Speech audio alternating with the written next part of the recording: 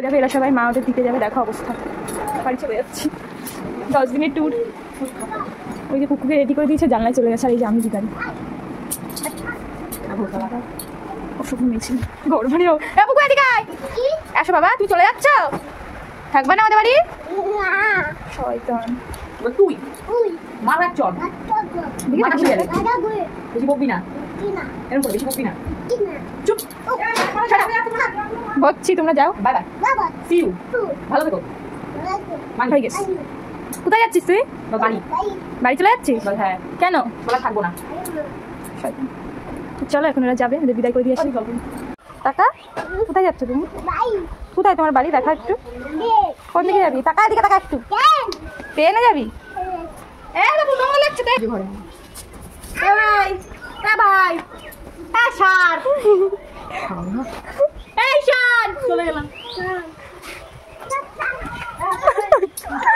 কাঁদিস না।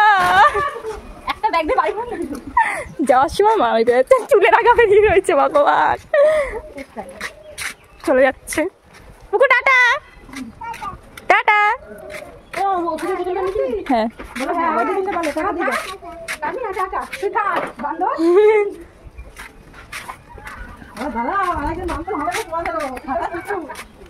হ্যাঁ পুকু একটা চুমা দিয়ে যা, একটা চুম্মা দিয়ে যা। মামি মাসিকে একটু চুমু দাও, আমি চুম্মা দাও। আমি দাও আমার সারা কি বানাচ্ছি না। ব্যাগ থাক, তুই যা বাড়ি। Tata tata. আমি ভিখারি হয়ে গেছি তোদের সাথে।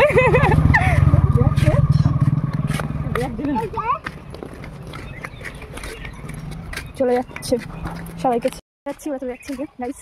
আমার খুব দুঃখ হচ্ছে, এখন বাড়ি চলে যাবো। দিদি এতদিন ছিল, বেশ ভালো লাগছিল।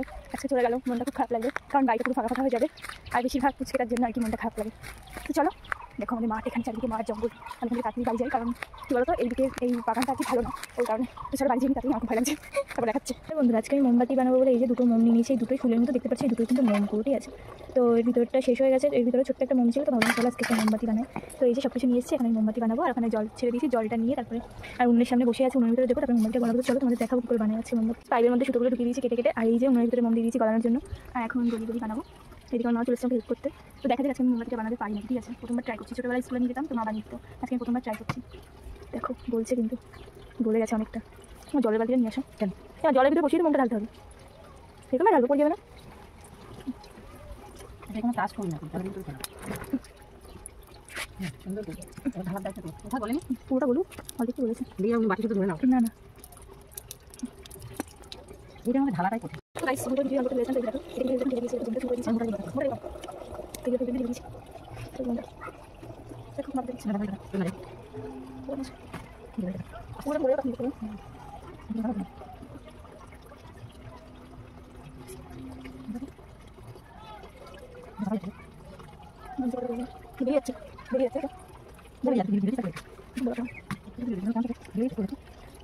তো এই যে এখানে মা আর আমি মোমবাতি বানাচ্ছি, তোমরা হয়তো দেখে বুঝতেই পেরেছো আর কি। তো এখানে একটু ভয়েস ওভারও দিয়ে দিলাম, এতক্ষণ তো ভয়েস ওভার দিইনি আর কি, কারণ প্রচুর বাইরে ঝড়ের মতো হাওয়া হচ্ছিলো 2 দিন ধরেই আর কি, ঝড়ের মতো হাওয়া হচ্ছে আর কি। তো এখানে দেখো আমরা দুজনে মোমবাতি বানানোর প্রস্তুতি চালাচ্ছি আর কি। তো দুটোই ঢেলে দিয়েছি মোম গলিয়ে, আর এটাই গলাচ্ছি আর কি। তো এখানে কিন্তু 2 দিনের ভিডিও মিক্সড করে মানে ভিডিওটা বানানো আর কি, কারণ দিদি যেদিন গেছিলো সেদিন ছিল বৃহস্পতিবার, আর আমি যেদিন মোমবাতি বানাচ্ছিলাম সেদিন ছিল শুক্রবার আর কি। আর যেদিন ভিডিওটা ছাড়বো আজকে সেদিন হবে শনিবার আর কি। তো একটু লেট হয়ে গেল ভিডিওটা ছাড়তে, তোমরা কেউ কিছু মনে করো না আর কি। মানে কি বলবো, মানে খেয়াল থাকে না, ভিডিও আছে এডিট করতে হবে আর কি। তো খেয়াল ছিল না, যেহেতু একটু কাজের মধ্যে ছিলাম ওর কারণে। আর দেখো কি বলবো, এত কষ্ট করে সারা দুপুর এইসব করে মানে মোমবাতিগুলো বানালাম। কেমন লাগে যখন তুমি জ্বালাতে যাবে, ধরো মোমবাতিটা জ্বললো না। আসলে কি ব্যাপারটা কি হয়েছে জানো, সব কিছুই ঠিক ছিল, কিন্তু হয়তো আমরা যে সুতোটা ইউজ করেছিলাম ওই সুতোটার দেওয়াটা ঠিক হয়নি, অন্য সুতো দিলে হয়তো ভালো হতো। মানে ওই সুতোটাই মানে আগুন ধরাচ্ছি না, সুতোটা পুরো পুড়ে যাচ্ছে আর কি, জানি না কেন। তো খুব খারাপ লাগলো আর কি, করা যাবে। কিন্তু মোমবাতিগুলো ভালোই হয়েছিল, কিন্তু ওই সুতোটার জন্যই আর কি সব গেল শেষ হয়ে আর কি। তো আমাদের উচিত ছিল একটা চেক করে দেখার, কিন্তু আমি এত মানে এক্সাইটেড হয়ে গেছি যে আমি ভুলেই গেছি একটু ধরে দেখানোর কথা আর কি। কী আর করা যাবে, চলো হাত মাত পুড়িয়ে এত কিছু বানালাম, অবশেষে সবই ভেস্তে গেল। তো আঙ্গুলের অবস্থা তো একদমই খারাপ ছিল, কারণ পুড়ে গেছিলো। আর মা এদিকে কিন্তু মোমবাতিগুলো কাটছিল আর কি, আর অনেক অনেক সরু সরু হয়েছিল। তার কারণ পেঁপের ডান্ডিতে যেহেতু ভরে ভরে করেছিলাম, আর পেঁপের ডান্ডি এর থেকে মোটা ছিল না। তো দেখো কি সুন্দর লাগছে, আমার তো খুবই আনন্দ হচ্ছিল। এত আনন্দ ছিল না, আনন্দের বশে ভুলে গেছিলাম যে একটু চেক করলে হয়তো ভালো হতো। কেন যে তখন ধরিয়ে দেখলাম না, এখন খুবই খারাপ লাগে। সন্ধ্যেবেলা ঠাকুর ঘরে গিয়ে মোমবাতিটা ধরাতে গিয়ে দেখি কি কেন এই যে দেখো শেষমেশ মানে সবকটা মোমবাতি হয়ে গেছে, ভালোই হয়েছে দেখো। আর এইটা একটা বাটির মধ্যে দিয়েছিলাম, এই যে দেখো হাতের মধ্যে যেটা দিয়েছিলাম ওটা ভালো হচ্ছিল না, ওর জন্য সব কিছু ভেঙে বাটির মধ্যে দিয়েছিলাম। আর এই যে লম্বা মোমবাতিগুলো খুব সুন্দর হয়েছে দেখো, বিয়ের হামগুলো এখানে চলে এসেছে।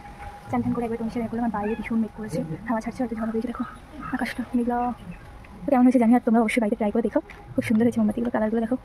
তো চলো টাটা।